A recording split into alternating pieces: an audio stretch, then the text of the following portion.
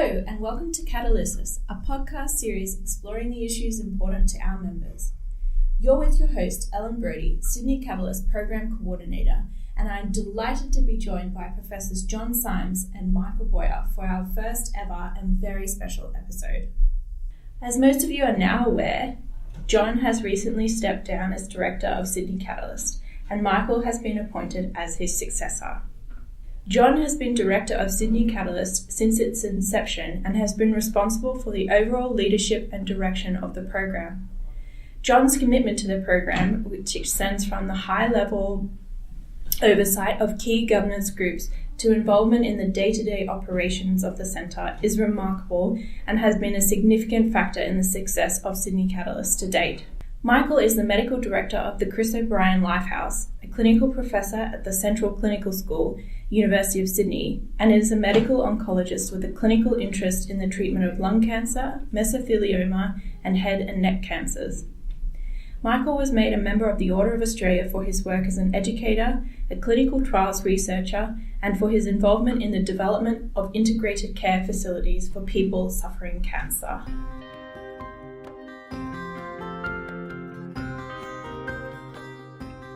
Looking back over the last 7 years, Sydney Catalyst has had lots of achievements. In your view, what has been your proudest moment to date? I think Sydney Catalyst has achieved fantastic things over the last 7 years, and I'm delighted to have been part of that.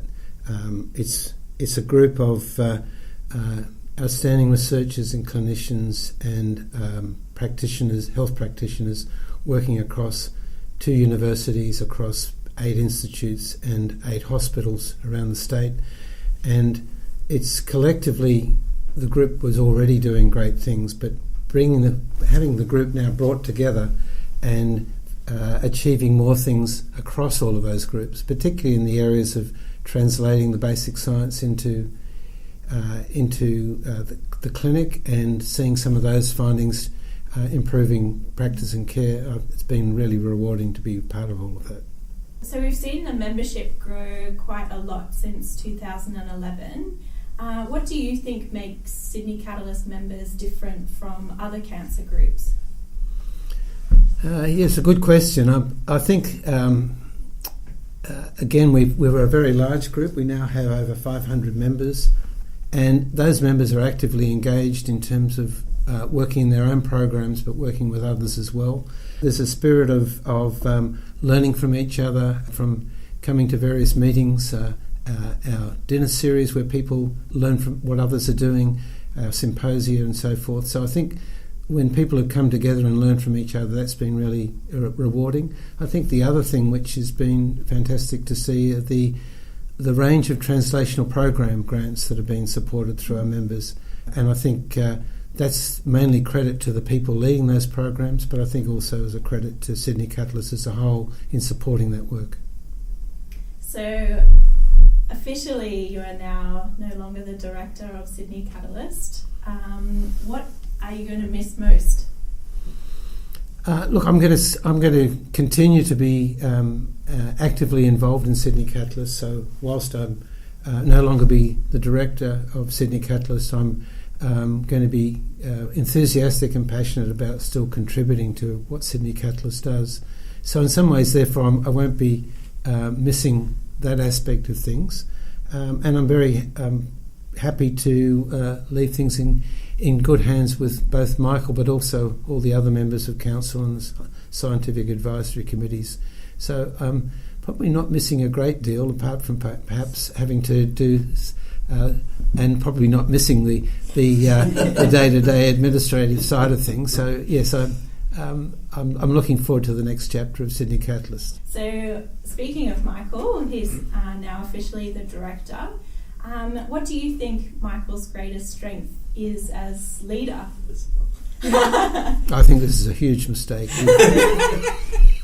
No, I'll just give that answer again. No, Michael is an outstanding clinical researcher, and I think what he's going to bring to this is both clinical research and his experience in terms of, as a clinician, then taking the evidence and seeing how we can improve quality care. So in terms of somebody who understands the breadth of things from the basic science all the way through to improved practice and improved health outcomes, I think he's going to be an excellent director for the next chapter of Sydney Catalyst. So, Michael, what are you most excited about in terms of taking over the directorship? Sydney Catalyst has obviously been really successful over the last 6 years, and that is due in no small part to John's leadership, but it's also due to the tremendous people that we have, and it's very exciting being given the opportunity to build on what has already been achieved over that time. And so what's really exciting to me is seeing the things we've done and realising what potential we have to do more. And it is exciting being able to be part of helping to steer which direction that goes. And for me, that's just such a sensational opportunity. How would you sum up John's leadership over the last 7 years? I put it in one word: tremendous. Yeah. But I can expand a little bit on that because, you know, it's not easy starting new things. It is actually extraordinarily difficult. There's a whole lot of practical things you've got to do. But the most important thing that leaders do is actually set the tone, the culture of organisations. And John has done such an amazing job in creating that culture of collaboration, of exploration or research, and of focus and relevance. And you know, it's very easy in organisations to go off in scattered directions, and that actually is not what has happened in Sydney Catalyst, and it hasn't happened because of John's very careful guidance and leadership, keeping everybody on track, on message, focused on the things that matter, and actually also creating that environment where people want to work together and see it as an asset. And it's not always obvious. It's not always obvious that you can get people from different universities, different hospitals, to all sit around a table and instead of arguing, actually work out how can we do something together. And that is John's gift to Sydney Catalyst. Yeah, that's definitely been something that's been really remarkable about starting to work here, is there's that very genuine sense of collaboration and very genuine sense of working for the common good, which I think is quite unusual. So you spoke a little bit about the potential that you see for Sydney Catalyst going forward. So at the end of the next grant in 2021, what do you hope Sydney Catalyst will look like? Look, I think there are some very specific things and then there are general things. In the specific things, there are some important projects that are ongoing. Enrich is probably the most important of those. And, you know, I would hope by the end of this granting period, we actually have some results coming out. We have something to show for what has been a big investment, both in terms of time and effort, but also in terms of money. So that's the first very specific thing. The more general things really relate to getting Sydney Catalyst in a place where it's self-sustaining. It has a life and an existence of its own that doesn't directly rely on a grant happening every 5 years. I'm not saying that we will be able to avoid or won't need that to help us, but I'd like to see it become a self-sustaining enterprise where there's enough momentum, enough cohesion that we do things because they're the right things to do. So I think that's our task over the next few years. So in terms of like building this sustainability, what do you think is the biggest hurdle that you need to overcome? Like most things, money is probably the biggest hurdle. We rely at the moment on a granting process from the Cancer Institute, which I think is very far-sighted of the Cancer Institute to introduce these sort of schemes. And they're good, and I would love to see them continue. But the reality of the world is that nothing lasts forever, and so I would like to try and overcome the hurdle of how do we actually get the funds to operate if we weren't able to receive them from the Cancer Institute. I don't actually know the answer to that question, and it is something that Council has already been pondering, but I think it will continue to be an important one. So finally, what do you think is Sydney Catalyst's greatest asset? That's also an easy question. It's people are its greatest asset. And you know, when I say it's people, I mean individuals who do fantastic work, and I mean more collectively people who are prepared to work with each other. In answer to a different question, I said it's not always obvious that you can get people from different universities, different institutions, to actually sit around a table and come up with ideas on which they will work together.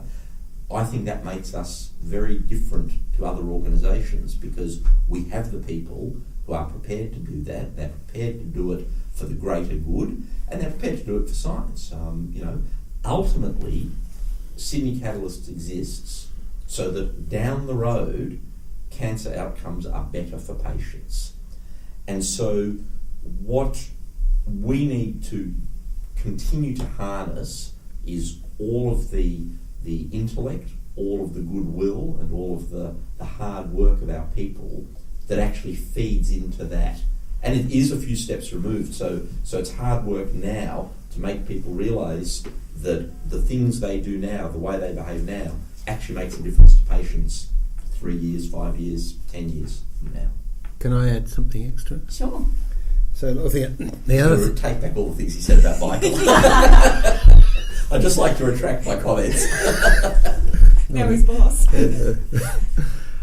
Look, I'd just like to reflect on one other thing which I think is important about Sydney Catalyst, and that is the leadership from Sydney Catalyst is not one person. It's a whole group of people across all of our different affiliated organisations. So it's the membership on council that's been driving things for the good of all the members. It's the Scientific Advisory Committee, and it's our team, Sydney Catalyst, led by Danielle Miller, who's done a fantastic job, and everybody else in that team that's facilitating all of those things across the program. Do you have enough to splice that into a podcast? Yeah. You've got to take out that was a mistake, but You have to let us lose that. Throughout the year, we will be discussing important issues in the cancer space, from the controversial to the common sense. Do you have a topic that you would like to discuss on a future podcast? Get in touch. We would love to chat with you. You can email us at sydneycatalyst@ctc.uced.edu.au. Catalysis is produced by Sydney Catalyst. The music is composed by Ling Zishun and distributed under a Creative Commons Attribution, Non-Commercial and Non-Derivative license.